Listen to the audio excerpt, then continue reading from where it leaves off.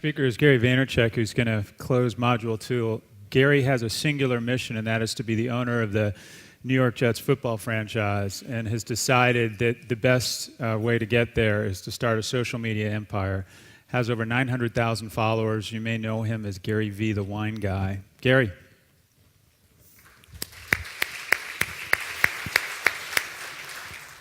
Hey, everybody. How's everybody doing? Awesome? Meh? So 100,000 people a day watch my wine show, Wine Library TV, and it's 38 minutes on average of me sitting at a table and drinking 3 wines, which is about as uninteresting of a concept as I can think of, especially since I spend at least 15 minutes talking about the New York Jets. And I always wonder why. Why would so many people listen? Of course the content is good. I know a shitload about wine. And clearly I'm shockingly handsome, so I understand that works for me.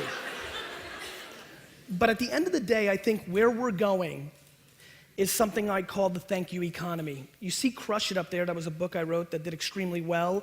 And I spent $0 on traditional marketing to make it one of the bigger selling books of last year. And I did it by using the thank you economy, and that's what I want to talk to you about. Usually I have an hour, so 8 minutes or 9 minutes is tough, so I'm going to spit it out rapid fire. I believe firmly, and especially in the luxury category where a lot of you guys live, that we are living through the humanization of business. The reason that so many people watch my show, buy my books, why I am one of the top 300 followed people on Twitter and by far the least famous or brand recognized, is because I outcared everybody. See, everybody in this room and everybody in this world right now is thinking about what they're gonna say. What's the content calendar? What's our personality? What is our voice? And the problem is that we're massively stuck in talking too much. What we have an amazing ability to do today and never did before is actually listen. In 2007, I spent 13 hours a day while I was running a $60 million a year wine business. So this became my real job, not what was distracting me. 13 hours a day using a site called Surmise.com. Surmise was bought by Twitter a couple years ago and is now the back end of what search.twitter.com is. It is firmly my belief that one of the most powerful and important sites on the internet today is search.twitter. See, the reason so many people, how many people here think Twitter is stupid? Raise your hand, be honest. Not bad. How many people just don't get it, what the fascination with Twitter is?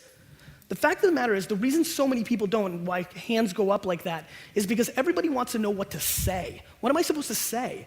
Twitter's so stupid. Who cares if I'm eating a pizza or walking my dog?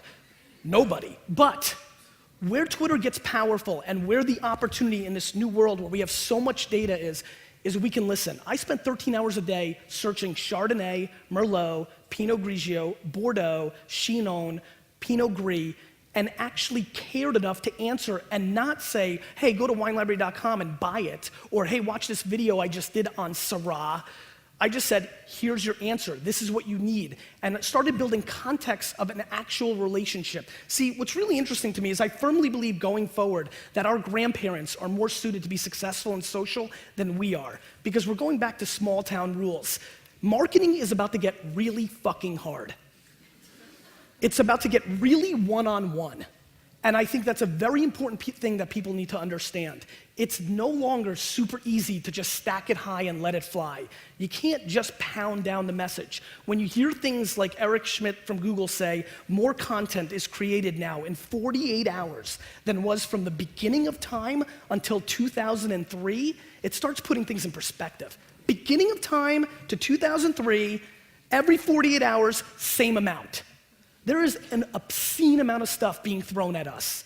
And the things that are gonna filter through are not always going to be the things that are most creative.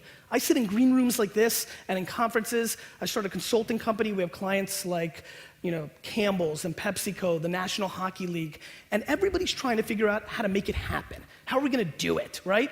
We all think we're so damn smart. We're gonna market it and figure it out. The reality is the consumer's bullshit radar is so much better than anybody in this room or in this game realizes. And now that we can actually hear from them and see it, we're starting to understand that. To me, What I'm passionate and fascinated about is how in the world would you allow this scenario to happen? You're sitting at a coffee shop and the person sitting right next to you, let's say New York style, they're damn close, and they're talking about your brand. Are you gonna say thank you or interject? Maybe, especially if they're saying, let's say, something positive instead of something negative. You may actually say, oh, cool, thanks so much for liking Vitamin Water. I work for Vitamin Water, blah, blah, blah. The fact of the matter is that's happening online thousands, if not millions of times a day around brands, and we stay silent. I'm shocked that brands in 2011 are going to put themselves in a position where they're not gonna thank people for saying the nice things they say publicly to their entire social graph. I'm blown away that we don't recognize that what we need to do now is take advantage of this insane phenomenon, which is this. 6 years ago, if I'm sitting and watching a Jets game with my buddy and I drink a Bud Light and say, you know what, this Bud Light lime really sucks, I'm never ordering this again.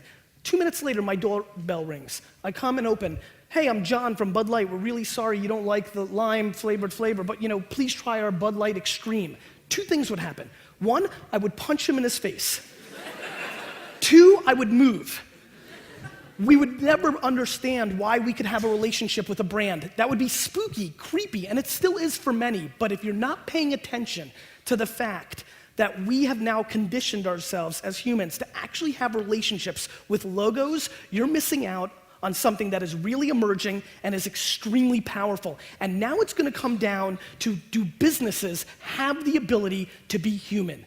Do we strategize for sales or do we actually give a fuck? And the reality is, I firmly believe that most people just wanna sell shit. And I'm really curious what happens when people understand that the battleground will be caring, because in a world where word of mouth is going to dominate, it's gonna get real interesting. In a world where 10 years ago, the biggest yenta on the Upper East Side has a negative or positive experience, she can only do so much damage in telling her social graph. Now the most awkward, weird introvert that lives in Iowa, that lives in his mom's basement, can tell more people. And that starts impacting our business. And what I'm really curious about is, do people recognize how much of an eyeball shift and engagement shift has happened?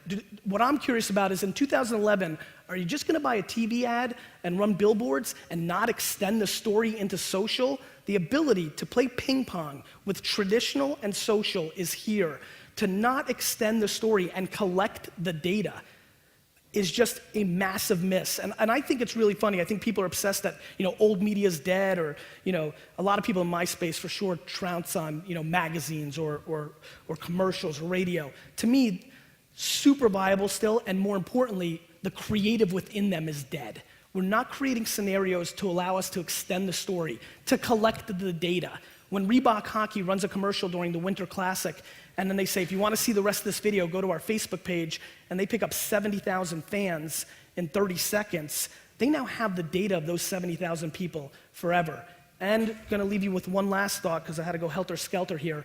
Please promise me one thing, if nothing else. Please have a very, very substantial strategy for mobile in 2011. Anybody who doesn't recognize the power of mobile is really going to be hurt. The consumption numbers are scary. I'm sure you all saw what happened with Facebook, Places and Deals. That has just enormous implications. We're living through the biggest, not one of the biggest, we are living through the biggest culture shift in the way we interact with each other and consume media. And my opinion, because the internet is only 15 years old, it's only been 15 years since AOL spammed your actual mailbox and sent you a CD. This is a few seconds. I mean, the internet hasn't had sex yet, and it's dominating. My belief is because the internet is so young and we think so fast that we are grossly underestimating how early this is and how large the impact is. And until your businesses become humans and have relationships, create true context with users and extend those for the marathon instead of the quarterly report sprint, it's gonna be difficult to succeed going forward. I love everybody, bye-bye. Oh, by the way, I know we have lunch, and make sure you pay attention to Greg Shove. The Pinot Noir I selected is gonna blow your fucking face off. Well.